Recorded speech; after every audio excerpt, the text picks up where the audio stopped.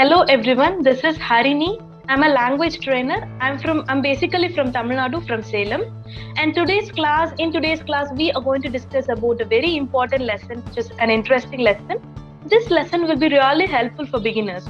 If you're the beginner who's in the beginning stage of the learning process, then this lesson is for you. Let me share my screen so that you'll get a better perspective about my lesson. Okay. So as I said, in this lesson is going to give you a lot of confidence that yes, I can learn English and I can speak English.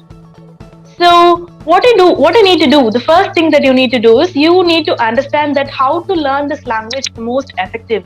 Okay, if you are someone who's sitting in front of the table, the first thing that you need to do is have a notebook and jot down the most important points. Your mind is actively listening to the lecture. It may be any sort of a lecture. And if your mind is actively listening to it, this information it will eventually go into your mind. And you should have a lot of patience and enthusiasm in listening to the lecture. And whenever you're learning, sit down in a place that is really calm. Okay, we are not here to do multitasking if you're on the beginner stage. Sit in a calm place, sit with a notebook whenever you're attending any meetings.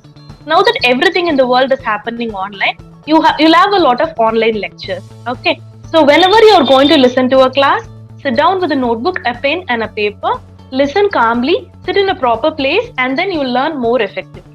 This applies with learning English language as well. Okay, especially if you're in the beginner stage, taking down points, jot down the points and understanding the concepts will help you better.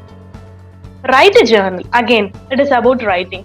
Writing every day lets you see how your grammar is going. Okay, you can get a clear understanding, a clear perspective of your grammar. And this will help you in involving conversations as well. If you experience this joy of reading, this joy of writing will help you in improvisation. Okay, for example, if you write a wrong sentence, okay, after that you write a corrected version of the same sentence. So this way, whenever I take classes, I do this. I ask students to write down the points. I ask them some questions and I ask my students to write down the answers for the questions.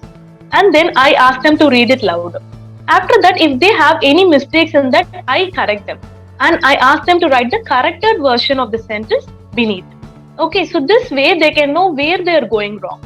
So there is a wrong sentence. Underneath you have the corrected sentence.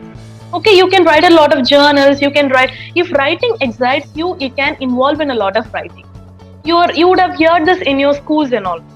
Writing will help you a lot. So writing is equivalent to 10 times of reading, which is equivalent to 100 times of reading. Okay, so writing plays a major role. It is a good idea to recopy the corrected journal somewhere in your notebook, or you can dedicate a separate notebook for that.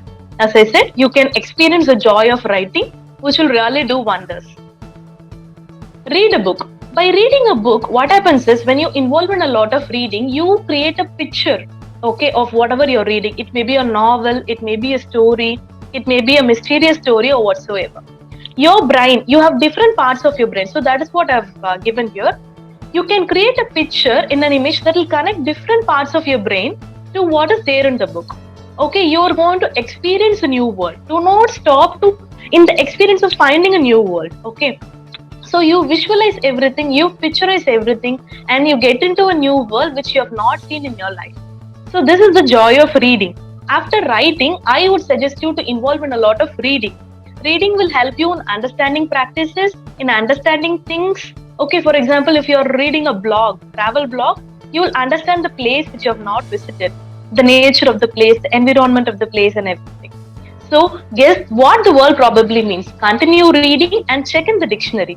If you're coming across new words, check in the dictionary to find out the meaning of new words. Whenever you're reading, try to have a physical dictionary, okay, a hard copy of a dictionary in front of you. When you're reading a book, whenever you're coming across new words, refer to the dictionary for the new words, the meaning of the new words. Now, rewrite your class notes every day. You will be taking class notes in your school or in your college, right? If you're a working professional, when you're preparing for some courses, you will definitely have class notes. Rewrite the class notes. Don't hesitate, don't feel bored to write down the class notes again. By rewriting the class notes like this, you will get the points. These points will get more into your mind, and you will be able to reciprocate the content well in your examinations if you're preparing for. Okay. Also, it will make your notebook neater. Okay. For example, you have 2 copies, you will be able to refer them better in the future. Okay.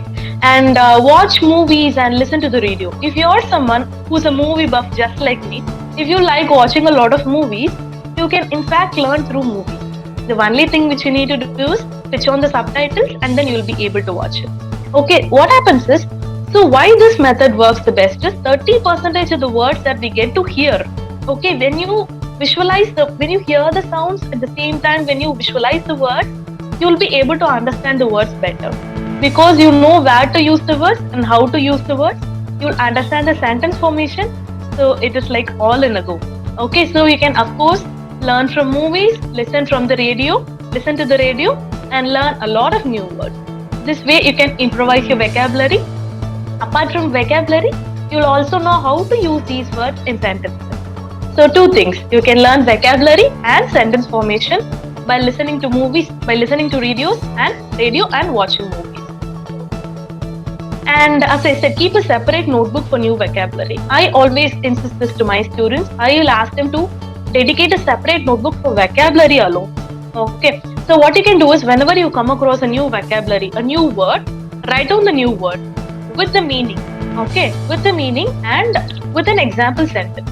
This way, when you refer in the future, we are just humans. Okay. We tend to forget new vocabulary. So when you take this new book and when you revise, it will be like you have a new word plus the meaning plus an example. So this way it will help you a lot in understanding the new words and remembering them. So remembering the words with their meanings is very important. Okay. So meanwhile, what happens is, after a particular amount of time, you will be able to build a vocabulary, okay, on your own. List of vocabulary like a dictionary on your own. And this will help you a lot. Okay, so as I said, you can copy sentence from the dictionary or you can write on your own. You can think and make sure it has no grammatical mistakes. Okay, because you're going to refer to that in future. Okay, so make sure it doesn't have any grammatical mistakes and prepare a fresh copy of a dictionary on your own. So this is my suggestion. Speak to a lot of friends. Okay, if you have a lot of friends and connect with people who are in the learning process just like you. Having a mentor who's going to correct your mistakes is another thing. But indulge friendship, have friendship with a lot of people who are in learning process just like you. Okay, so you can have, they can be from different nationalities. Okay, they need not be from your same state. When they are from different state, you have the compulsion to talk with them in English only. Okay, so this will help you to learn English. So you improve your spoken English by speaking English at different situations with people of all nationalities. Okay. Again, if you want to speak English better in the future, speak as much as possible now. Okay. So don't think that, okay, I have an interview next week, I'll prepare them. It's not like that. This is language and we are in the learning process. People say, I can't speak English well because they don't practice it on daily basis. Okay. So you need to practice it on daily basis. Think positively. So it is connected to your mind. Moreover, communication is a thought process. Okay, you have a thought process and you're going to communicate it with others. So it is connected with your mind. More than reading, more than anything, you should have good thought process and you should know how to communicate it really well. Okay, and practice saying the second sentence every day whenever you come across a new sentence. Practice saying that. Okay, and this will help you. You will see real improvement in yourself. And you should learn this English language with a lot of confidence. If you are in the beginner stage, how could you improve yourself? How could you speak in English with a lot of confidence? I really hope this lesson helped you. Let's meet in the next lesson. Thank you so much for your valuable time. Thank you.